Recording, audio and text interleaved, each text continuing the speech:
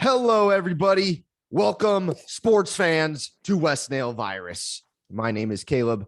Joining me today, good friend, family member, cousin, Josiah. That's me. Today we're talking college football. Yes. And the college football schedule. Everyone's talking NFL schedule.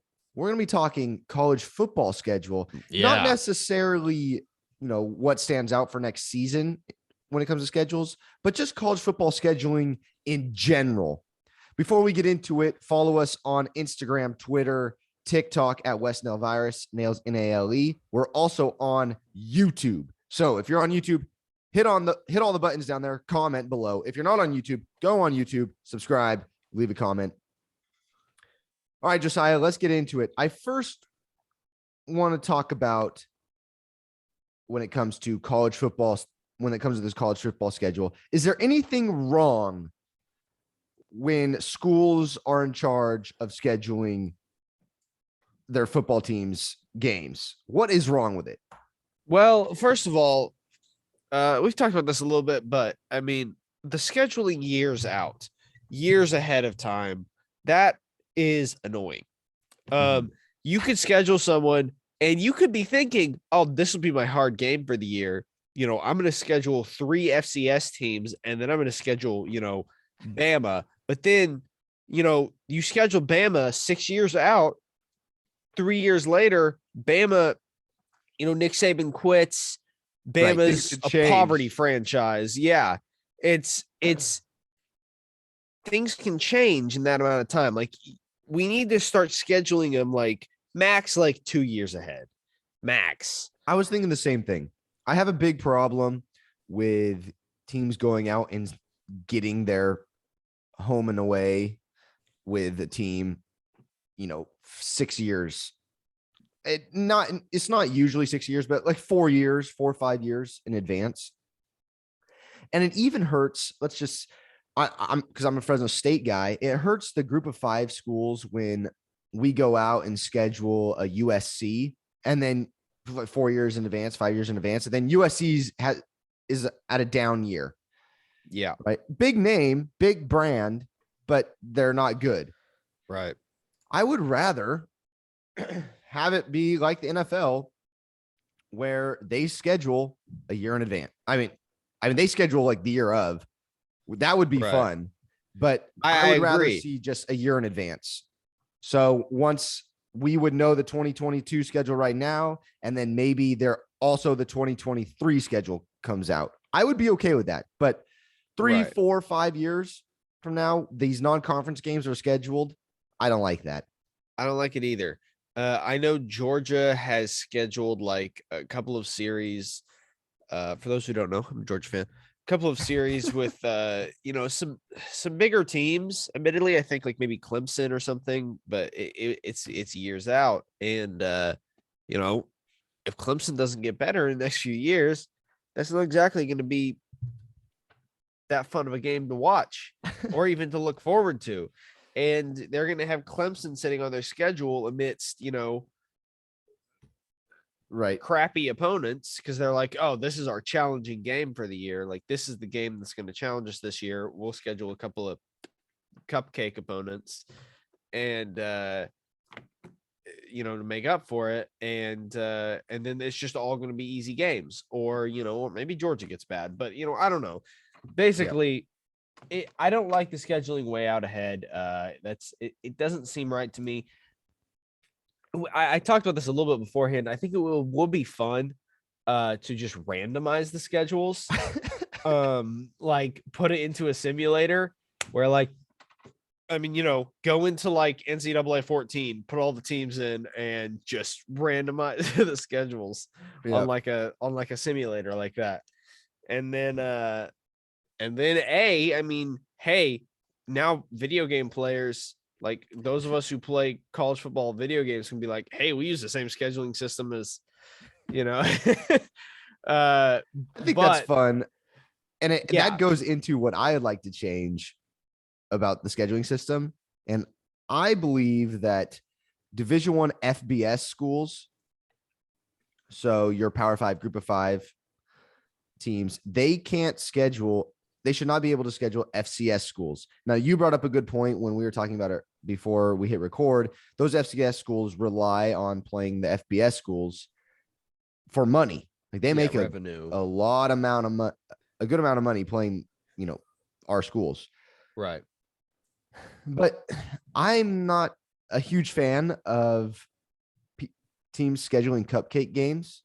You could argue that those, like the SEC and the Big Ten, could schedule cupcake games within the FBS. Go play a MAC team. Yeah, you could. Let's be honest. It's not exactly going to be the biggest challenge if Alabama schedules, I don't know, New Mexico State, or something like that. But it's not. Sure, a bigger school can still play a smaller school, but I get what you're saying. It is frustrating to have a whole week where it's like, oh, I'm ready to go watch Georgia. Oh, we're playing Samford. Yeah. Yeah. Well, if I miss this game. Yeah, we know what's going to happen here. And we're going to be playing our third string running back by second quarter. So yeah. We play Cal Poly this year, so it's not really a contest. Right. Now, here's the problem with college football. And I mean, there's lots of problems with college football when it comes to scheduling. And the main problem is that we have a bunch of leagues in one big league. Okay. And I've had this argument with friends before. They argue that college football is one big league and that's it. But my argument is that there are multiple leagues within one league, and it's really hard to organize. And that's why there's so many arguments when it comes to college football. So when you have the SEC, Big 10, Big 12, Mountain West, all different leagues, right? Those are all different leagues within one encompassing league. It's going to cause a lot of problems. Yep. I know it froze for you. I froze about halfway through that. So, yeah. But I think it causes big problems. And then when you're going to schedule, when you're making a schedule, it just causes even more problems. And then we have arguments on cupcake games, strong games, things like that. So strong schedules. So that leads me into different conferences and scheduling. Okay? Yes. And I may make you mad, Josiah, but I'm really frustrated with the SEC because they only play 8 conference games. And there's a few other conferences that do that as well. But the Pac-12, they play 9. The Big 10 plays 9. So while these other schools are playing a conference game, the SEC, those teams are scheduling Samford, Mercer, those cupcake games. So SEC is basically getting a week off. So then I guess the argument is go tell the teams with 9 conference games to schedule a cupcake non-conference game. But then here's what I hear back. It's their schedule's not strong enough to make the college football playoff. They didn't play strong enough. Well, here's my question. Why do they have 9 conference games versus the SEC only having 8? Because I don't know. I don't know the answer to that. How many teams are on each side of the SEC, Josiah, and SEC West? How many teams are in the SEC West? In the SEC West, I think there's 7. I think 7 on each side. Okay, so they play 6 games and then 2 from the other side. 7 on each so they side. play their division and then 2 from the other side. And that's the problem with these conferences, is that you should play everybody in your conference to see who the winner is, or at least make the championship game. Some conferences have too many teams, I think. I think that's probably fair. I mean, looks like Big 10, 1, 2, 3, 4, 5, 6, 7, also 7. ACC's got 7 on each side. on each side. Yeah, sorry. It doesn't look like anyone has more than 7 though, which is interesting. Mm-hmm. I think you should play but more there are conference some games than conferences not. though that don't do sides, right? Yes, but all in all, I think you should play the more conference games you play, the better. So the NCAA needs to come out and say, okay, everybody's got to play 9 conference games. Sorry, SEC. So that I don't think the SEC should get away, or any conference should get away with playing 8 conference games. Well, to me, honestly, I think either, I mean, sure, you can say that, or we can just say, hey, all these other conferences playing 9, drop one of the other side, opponents. Because it doesn't really matter in the end, those games against the other side. I mean, you're playing for your side of the conference's bid to the conference championship. Right. Which I think is really stupid. If you're going to be in the, if you're, let's just Mountain West. If I'm going to go play Boise, for instance, I got to go play Boise every year. All right. Or every other year. It counts towards my record in the Mountain West, but it doesn't count. I mean, it counts, but it shouldn't count because they're on the other side. Right. I should just play everybody on my side and then have to go play Boise. Yeah. But, in all honesty, because this even adds to my argument. You have the entire college football system. You have multiple leagues, right? Those are the conferences within this one college football system. And then within each individual conference, you have separate divisions, which is another league. So it's way too much. And so later on, we're going to get into, and in another episode, we're going to get into how we fix all this. And I think it's the best way to do it, but it will never happen because money, but they need to do that. Okay. Real quick, let's get into some schedules. I have 3 schedules, Josiah. You have 3 schedules. Let's just look at them. Let's look at their non-conference, and then we can look at conference games as well. If they're on, we talked about opposite sides of the divisions, and we'll just go through it, and we'll talk more college football once it gets closer and scheduling and things like that. But Josiah, why don't you start with one of your teams? All right. Well, I'll start off with my hometown boys, Georgia Bulldogs. So Georgia is playing, we're in the SEC, as you said. So eight conference games, 4 non-conference games. We start off our season against Oregon, the Oregon Ducks, which I think that's a good game to start off with. Yeah. And I appreciate this about Georgia. Most of week 1 games that Georgia schedules is somewhat of a challenge, I would say. Clemson had a down year last year. You guys, yes. But you're the only SEC team in week 1 to play, let's just say, a big name school. Right. Yeah. Brand. Yeah. I mean, yeah, that is fair. That is fair. But then moving on to week 2, unfortunately, we're playing the Samford Bulldogs, which is that's an FCS school. And that, that should be one of our cupcake games.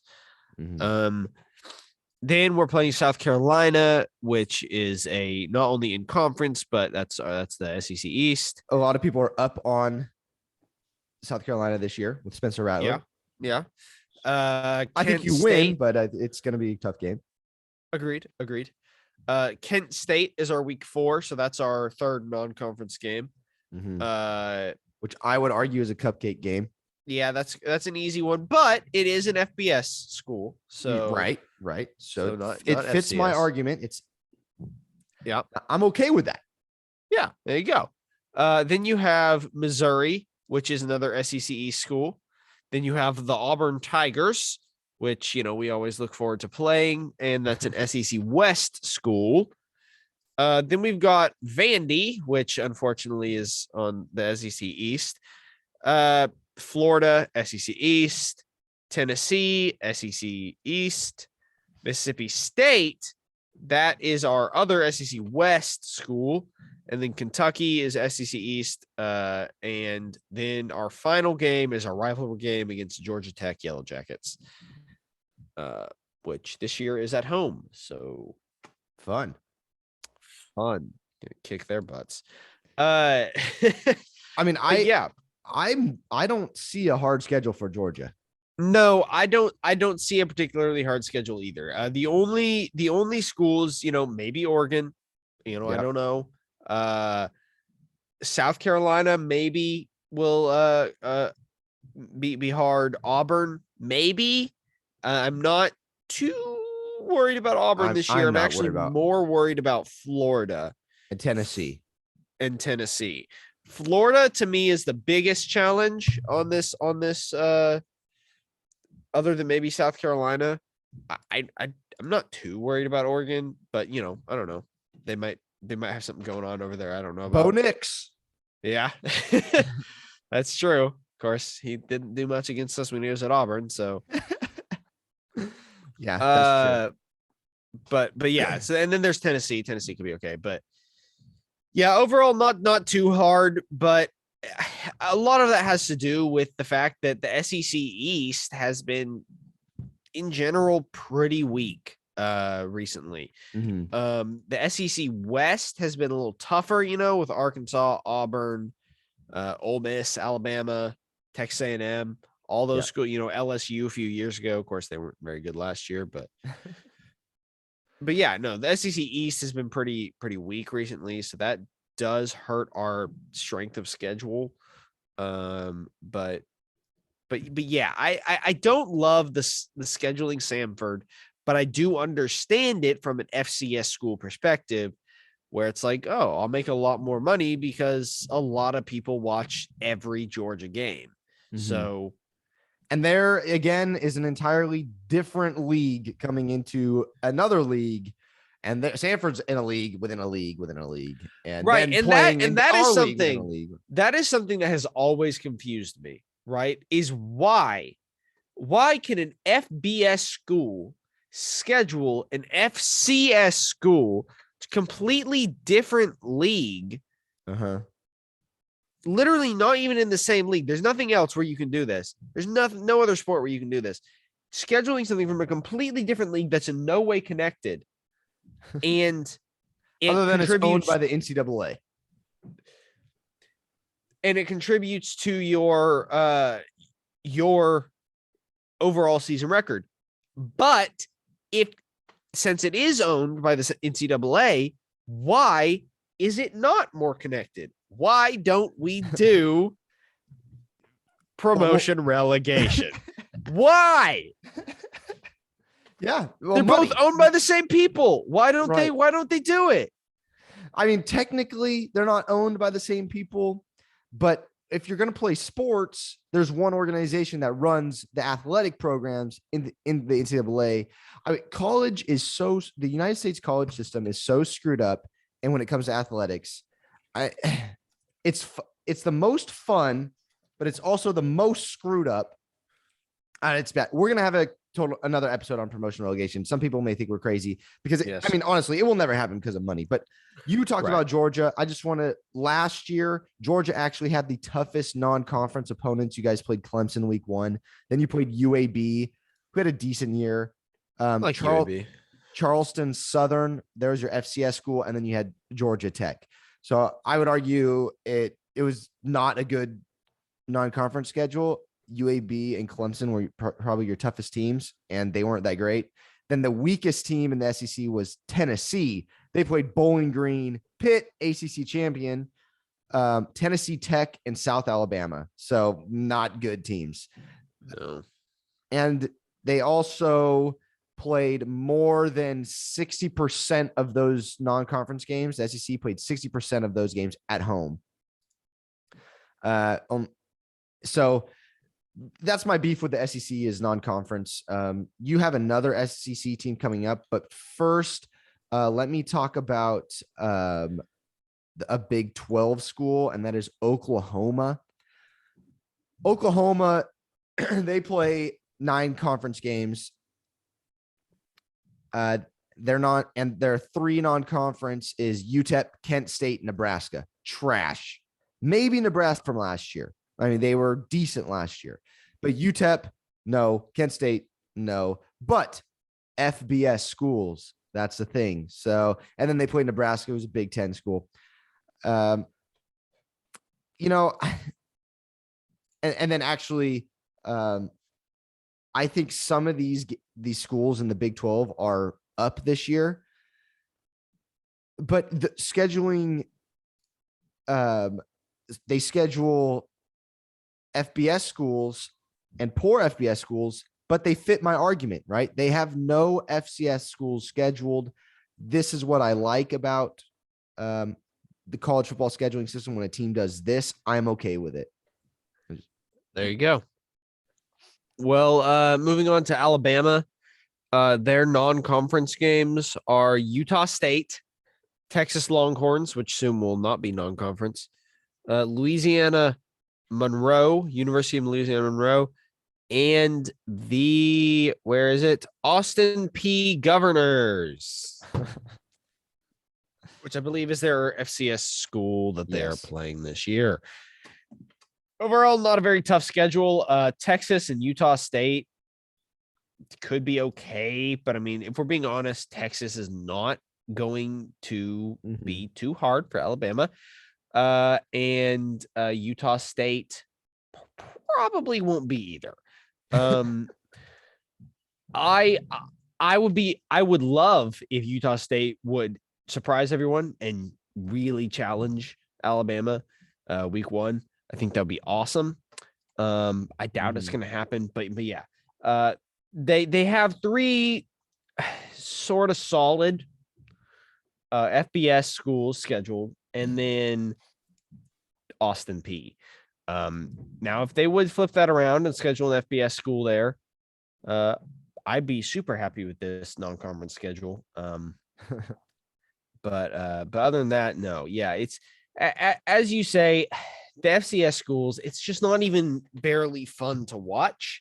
And the fact that it contributes to the record while being in a separate league that is at the moment in no way connected. Now, doesn't make any sense. I don't think it counts towards bowl games, though. I'm pretty sure it does, because a 5-win team versus a 6-win team, if that extra win is from Austin P, I think it'll still count. Okay. I don't know. I thought I've heard that in the past, but I could be wrong. I'll go ahead and look it up. Go over your next team. All right. So I brought up a Pac-12 school, and that Pac-12 school is Stanford. And the reason I brought up Stanford is because they play Notre Dame every year. So we know that one of their non-conference games is going to be Notre Dame. They also play 9 conference games, so they only get 3 non-conference games. And I was interested to see who they played this year. So first game, they play Colgate Raiders, FCS. Then they get into their Pac-12 schedule. Then they play Notre Dame halfway through the season. And then to end the season, they play BYU. So once again, and you see a pattern. You get decent Power 5 school. I would call Notre Dame Power 5. They are overrated though every year. Then you get a lower tier Group of 5 team, but BYU is not that much lower of a Group of 5 team. I say they're right in the middle between Group of 5 and Power 5, or a good Group of 5 team. And then you have an FCS school. So that's what seems to be happening. But Oklahoma, no. I was looking into the future for Oklahoma's schedules. They don't schedule FCS schools. 2023, no FCS school. They actually played Georgia. 2024, no FCS school. 2025, they play Illinois State. Okay, so now 2025, they're playing their first FCS school. And I think, I don't remember what year they joined the SECs, 2026? That sounds right. It was 2020, but they're scheduled out until 2020. I mean, they have games scheduled all the way till 2036, non-conference games, and that is Clemson. So 2036, dude, that's years. that's so that's insane. It's at 15 years ahead. And what? Why? That's Oklahoma. Stanford, they are scheduled out till 2035. They have non-conference games scheduled till 2035. It's crazy. But yeah, so Stanford, Colgate, Notre Dame, BYU, I would give that non-conference a C because Notre Dame's up and down every year. That's what we've talked about scheduling so far in the future. And then same with BYU and then an FCS school who they're going to beat. Georgia has Georgia Tech scheduled until 2037. No, they have them scheduled forever. So yeah. But in 2034, they also have NC State Wolfpack scheduled. Okay. So it's just it's ridiculous. It's insane how far ahead they schedule these things. And I hate it. Mm-hmm. Yeah. 2033, NC State, Clemson. Yep. Who's your last team that you got? I've got the Ohio State Buckeyes. And they are from the Big Ten, who play 9 conference games and only have 3 non-conference games. Okay. So here you go. Their 3 non-conference games are right at the beginning of the year, right in a row. They start off Notre Dame Fighting Irish, week 1. Not too shabby. Not too shabby. Week 2, Arkansas State Red Wolves. Okay. FBS, Division 1. Probably Sunbelt. Easy, but yeah, FBS. And then week 3, the Toledo Rockets.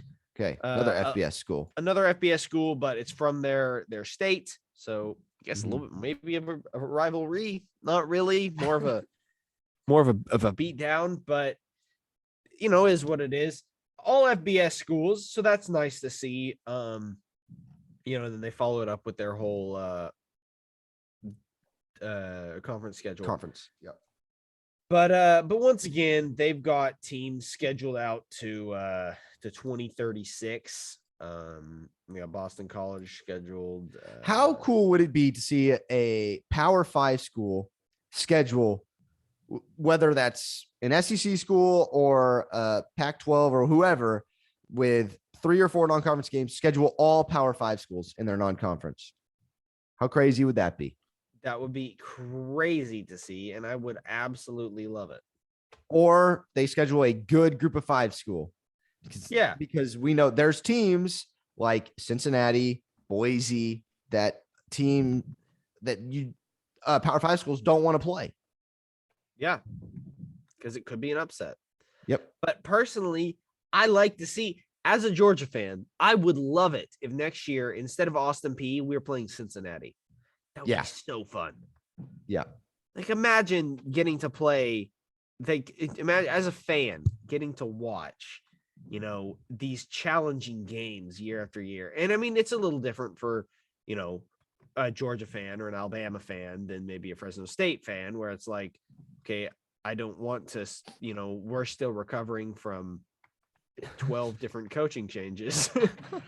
It's like, I mean, we're a little more established in terms of strength of our team and stuff, but it's still fun. It's more fun to watch a challenging game than to watch your team get out there and just dismantle an FCS school.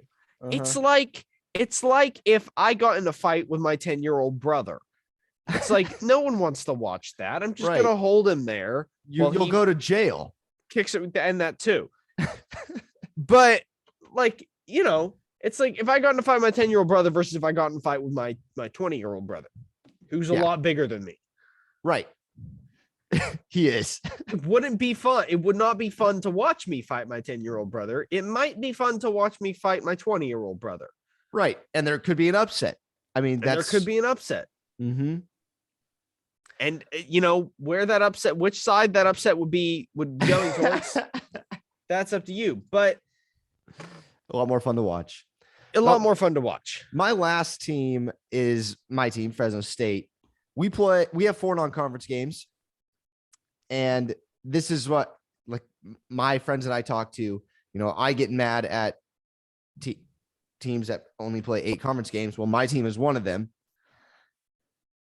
So we play right away Cal Poly. So FCS school, Cal Poly. Then we play Oregon State and USC.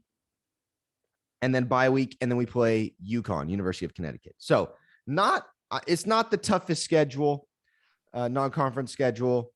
But for a group of 5 school, I am okay with everything.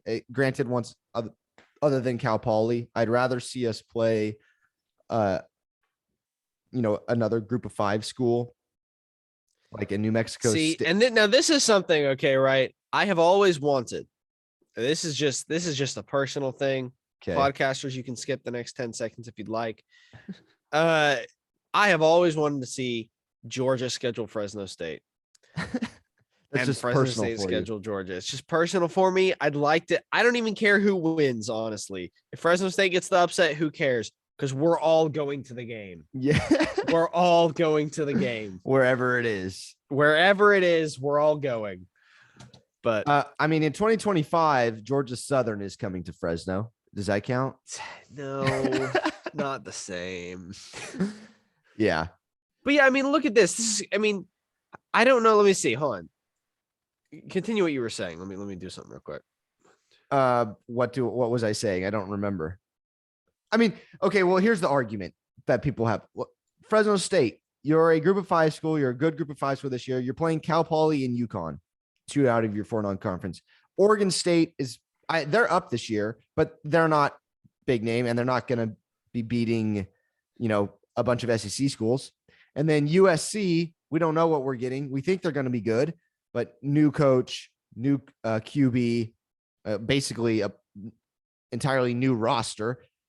So what are we getting? I don't know, but everybody's really high on them. So that's the argument that you can have against me, I guess. Against my team, USC, Fresno State playing a soft non-conference. But when it comes to group of 5 schools, I think this is along the lines of a solid non-conference other than Cal Poly, who is an FCS school. I'd like to see them play another FBS school. If we're playing USC and Oregon State, maybe play a group of 5 school. Okay, so what I was looking at is Fresno State's schedule. For next year, they have scheduled 11 opponents. So Fresno State has pretty much their entire schedule for next year set out. Except for one, which is weird, given that people schedule years and years in advance. I don't understand how you can be 1 year ahead and not have a full schedule, and yet it's our FCS team. Oh, okay. So you are just yet to schedule. Oh no, we play Eastern Washington. We play good. Okay, FCS team. so you Eastern Washington, Arizona State, Purdue. So you it's interesting. Yeah. That's just nothing against it necessarily. It's just weird. I don't understand how they do the scheduling. I don't understand why they do the scheduling the way they do. Why schedule, 6 years in advance? Why schedule 10 years in advance? Why schedule 15 years in advance? Doesn't make any sense. Schedule for next year, and then you're done.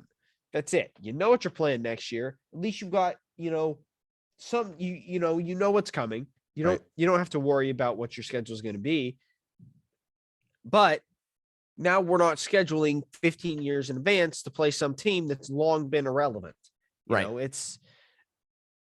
It's very interesting. There's lots of things that need to promotion, relegation. That will be tomorrow. Our episode tomorrow will be on promotion, relegation, and how that will help the college football. I say the college football. It will help college football in general. Yes. And scheduling and things like that. But that's our take on scheduling, how it is right now in the current system. Hope you guys enjoyed. Make sure to give us a follow, and especially on YouTube, go subscribe. Thanks, everybody, and we'll talk to you tomorrow.